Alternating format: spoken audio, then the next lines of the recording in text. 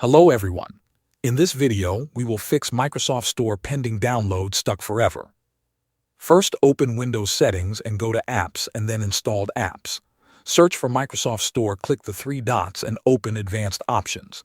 Click Terminate, then click Repair to fix the app files. If it is still stuck, go back and click Reset. Also make sure your internet connection is stable because downloads can stay pending when network is weak. Restart your computer after applying these steps to refresh system services. If the problem still continues, you can also check for Windows updates because outdated system files may cause store issues. If nothing works, you can try a system repair scan. Go to the Windows search and type CMD. Open Command Prompt as an administrator. In the Command Prompt window, type sfc/scano and press Enter. Wait for the scan to finish. This will take some time. After it's done, restart your PC and try downloading from the store.